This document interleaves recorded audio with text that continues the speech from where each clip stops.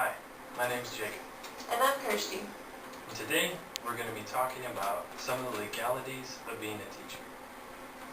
Teachers are generally given legal immunity for performing their everyday tasks. However, there are three basic exceptions to this, the first of which is negligence. There are three types of negligence, as you can see here on the board. The first is malfeasance, an act that cannot be done lawfully regardless of how it is performed. An example of this would be a teacher who brings drugs onto a school campus or consumes drugs on a school campus.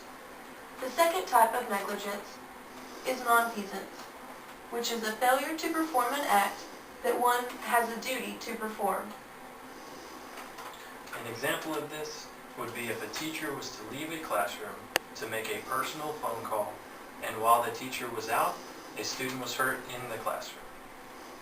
The third and final type of negligence is misfeasance, failure to conduct in an appropriate manner an act that might otherwise have been lawfully performed. An example of this would be a teacher who unintentionally uses excess force to break up a fight. A little bit later, we'll be talking more about excessive force. There are 5 ways that a good teacher can avoid negligence. The first of which is attempting to anticipate dangerous situations. The second is to provide the proper supervision at all times. The third is to take precautions. The fourth, to establish rules. And the fifth, to give warnings to minimize the chances of students getting hurt. The next thing that we're going to be talking about is the use of excess force. This may seem like an obvious topic. However, there are several things to keep in mind. Touching a student can be misinterpreted. It doesn't matter the situation, it can be misinterpreted. Teachers should always be aware of the chance of someone misinterpreting their actions. An example of using excess force would be when breaking up a fight between students. You should always attempt to keep the students from fighting. If you stumble upon 2 students that are fighting, the first step would be to assertively tell them to stop. If that does not work, you should then go into physically removing a student from the situation. However, while this is your right to remove the student, you may not use excessive force. Doing so would leave a bruise or any kind of mark. Then you're liable for the use of your excessive force. This doesn't mean, though, that a teacher doesn't have a right to defend themselves if attacked by anybody, including a student. Teachers do have the right to defend themselves, but they still have to stay within the realm of not using excess force. A student attacking a teacher, however, is a very rare occurrence and something that you shouldn't be overly worried about.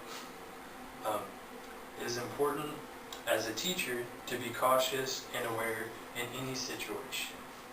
The next thing that we're going to talk about is the operation of a motor vehicle. Teachers are held liable for the safety of students when operating a motor vehicle. It is very important for teachers to realize the risk they are taking by transporting a student in their personal vehicle. The best advice for teachers is to avoid this whenever possible. Don't do it! In this video, we have briefly explained some legal aspects of teaching. While teachers are generally legally covered in everyday tasks, there are 3 major exceptions. Teachers are most commonly held liable in the areas of negligence, use of excessive force, and operating a motor vehicle. It is crucial that teachers become extremely knowledgeable with these 3 areas in order to avoid a lawsuit, losing a job, or even losing your teaching license altogether. Thank you, and have a good night. Negligence. In this video, we covered 3 different types of negligence.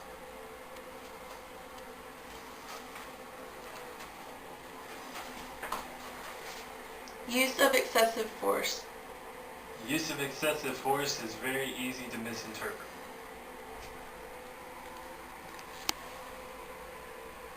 Operating a motor vehicle. Don't do it!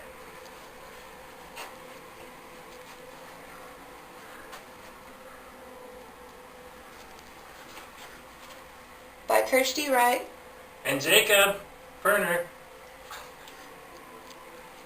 Bam! The end.